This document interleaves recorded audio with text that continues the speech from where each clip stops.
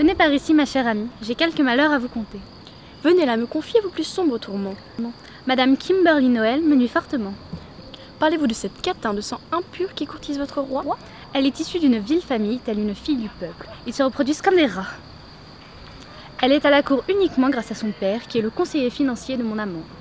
Je ne vous ai pas compté, je l'aperçus ce matin près des douves. Cette cruche a glissé sur des humides pierres et a fini dans l'eau. Son faux cul est remonté à la surface, telle une somptueuse île flottante bordée d'une crème anglaise, qui avouait que son phare n'avait rien de naturel. Comment cela s'est-il passé? Qui était présent? Les spadassins florentins l'ont secourue.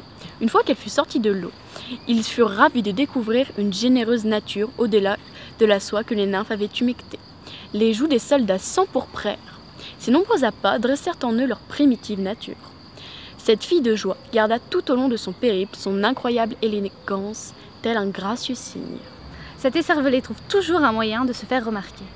J'ai d'autres potins pour vous. La rumeur circule à la cour que les gueux lui rendaient les hommages de Vénus. Et toute la cour des miracles aurait visité son jardin. Cela ne m'étonne point. C'est horizontal, c'est parfaitement mettre en évidence ces généreuses courbes de manière vulgaire. Ma chère, je vous confesse qu'elle a un talent inné pour... Avez-vous entendu parler du scandale des voiles de Vénus? Le scandale du déshabillé, dites-vous? Je n'en ai point eu vent. À ce que j'ai ouï dire, la reine l'aurait surprise sortant de la couche du frère du roi. Elle aurait dissimulé ses courbes derrière un simple voile. Grâce à Dieu, elle s'est fait attraper. Je ne supporte plus cette fille publique. Il me faut convaincre ce naïf roi afin qu'il la méprise. Vous n'avez qu'à faire courir la rumeur que son second père aurait payé le sifflet. Il aurait pu le faire pour la victoire et la reconnaissance. Oh Dieu non, si un curieux venait à l'apprendre, ma réputation serait finie.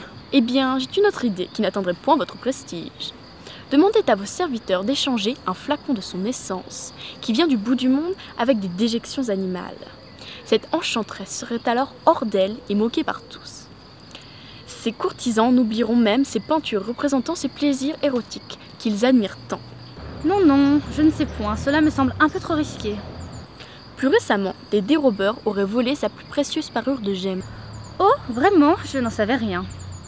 Il paraîtrait même que c'est une femme qui jalousait cette Altaïr, qui aurait engagé ces maudits bandits. Mais qu'avez-vous? Oh mon Dieu, qu'ai-je fait? Parlez-moi. Je suis la responsable de cet acte horrible. Mes jours sont comptés, ils vont découvrir la vérité. Que vais-je devenir? Vous m'imaginez moi, au fond d'un cachot? Arrêtez vos lamentations, vous n'aviez pas à faire cela. Maintenant, vous devez l'assumer.